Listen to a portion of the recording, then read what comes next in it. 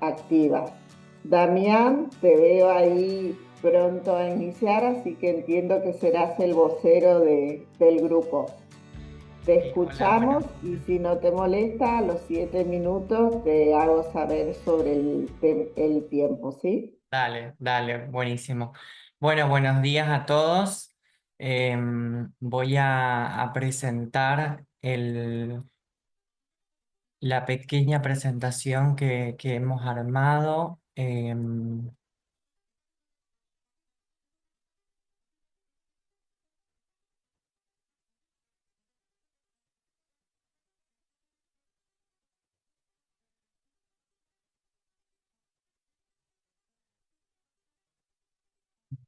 A compartir. Ahí me avisan si están viendo. Sí, Sí, Damián. sí, Damián. Bien, bueno, este trabajo, como dijo Ivonne, se llama La personalización de la educación tecnológica, aproximaciones con las metodologías activas. Lo escribimos en conjunto con mi directora de tesis y mi coorientador en mi estancia en Brasil, que estuve hace poquito tiempo. Bueno, Nancy Niesuida y Marcelo Lambach. Em, y bueno, se enmarca dentro de, como les decía, de este apoyo del gobierno brasileño para que extranjeros complementemos nuestras maestrías en Brasil. Se enmarca también dentro de un acuerdo específico entre la Facultad de Arte y la Universidad Tecnológica Federal de Paraná, que es donde yo estuve haciendo mis estudios. También se enmarca dentro del proyecto del trabajo de investigación dirigido por la doctora Nancy, la dialogicidad en cuestiones sociocientíficas y tecnológicas de la Universidad Nacional de Misiones. El objetivo de este estudio fue caracterizar la sintonía que puede o no puede haber entre las metodologías activas y los núcleos de aprendizaje de educación tecnológica. Partimos de una metodología cualitativa, documental, orientados por los postulados de Peña Vera y Pirela Morillo. Los documentos en este sentido son discursos expresados a través de textos y en función de eso organizamos en dos partes, que estas partes se interrelacionan, que tiene que ver en primer lugar con una revisión de conceptualizaciones y caracterizaciones sobre la educación tecnológica y las metodologías activas y los discursos que pueden ser expresados en el texto de los núcleos de aprendizajes prioritarios de educación tecnológica. Y en segundo lugar, también el análisis de estas convergencias pedagógicas. Se examinaron las prácticas características del área de la educación tecnológica con los principios del aprendizaje activo, fundamentalmente el protagonismo estudiantil, la reflexión en acción y la colaboración. Y tuvimos en cuenta los núcleos de aprendizajes prioritarios del primer ciclo del nivel primario en esta instancia de estudio. Podríamos tranquilamente también continuar con los siguientes ciclos. Em, y bueno, para empezar, partimos de esta idea de lo que se escucha hablar mucho, ¿no? De las transformaciones sociales que viene sufriendo el mundo y esto de los formatos de enseñanza que continúan siendo del siglo pasado, que es algo que se escucha mucho, ¿no? Que cambió el mundo, pero que la escuela sigue siendo igual que hace muchísimo tiempo, ¿no? Y en este sentido es donde nace por ahí estas ideas revolucionarias de metodologías activas de la enseñanza.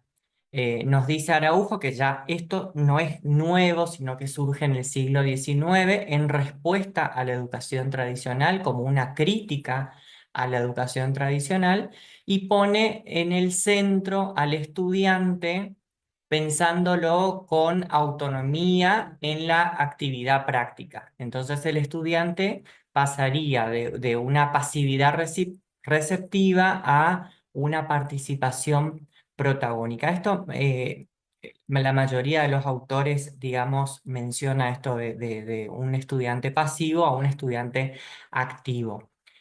Camargo y Daros hablan de que estas metodologías utilizan técnicas que fomentan el análisis de situaciones complejas, la producción autónoma de saberes y la internalización crítica de contenidos.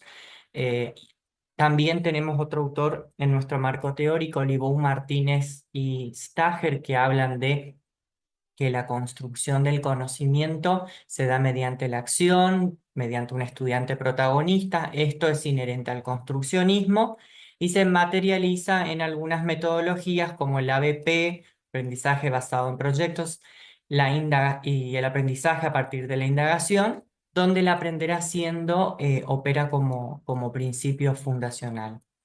Estas metodologías activas se dan en un entorno que integran acción, reflexión y colaboración, como la mayoría de los autores mencionan. En este caso, Valente habla de un aprender haciendo, donde conceptualizan sus prácticas, construyen saber crítico sobre los contenidos e interactúan formativamente mientras examinan sus actitudes propias.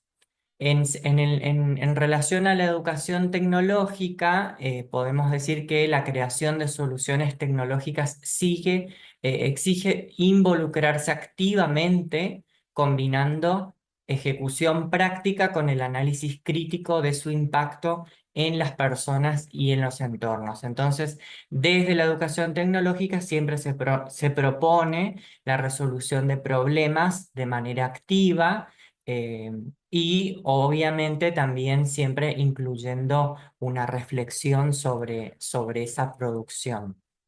En educación tecnológica, como decía anteriormente, y lo que propone Horta Klein también, habla del diseño y construcción de dispositivos como una de las actividades privilegiadas, junto con acción reflexiva, articulando teoría con procesos de ensayo-error, análisis crítico, retroalimentación situada. Y lo importante acá que menciona la autora y que es parte de lo que se propone con el enfoque sociotécnico, la integración de lo técnico y lo social. Eh, Algunas de las actividades que la autora propone en su libro hablan de experimentar con diversas técnicas, por ejemplo, diversas maneras de transportar cargas como un desafío para los estudiantes o la creación de alguna herramienta que cumpla con alguna función.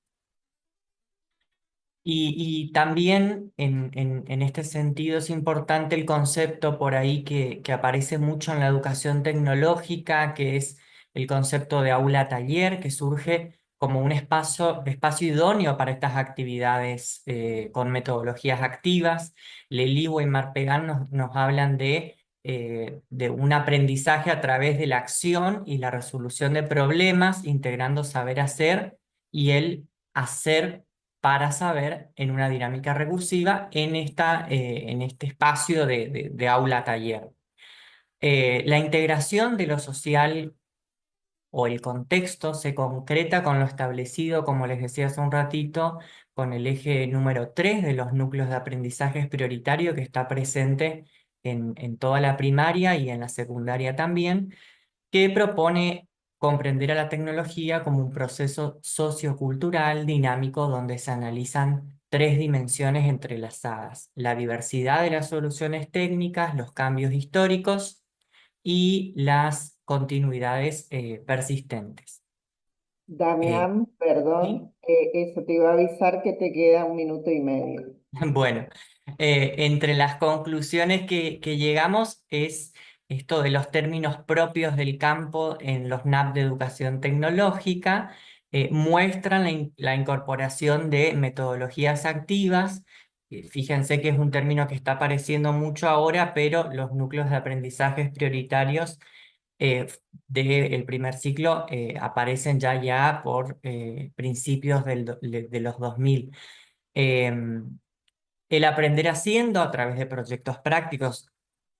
Aparece también la experimentación sistemática, la reflexión crítica y hay autores que hablan de un activismo técnico o un enfoque artefactual que puede peligrar por ahí con estas actividades, pero que caracteriza por ahí a la gente a las cuestiones de metodologías activas. Cuando hablan de metodologías activas, por ahí se prioriza este activismo o esta cuestión artefactual, y los NAP proponen un anclaje sociocultural y profundo como marco diferenciador del campo de la educación tecnológica.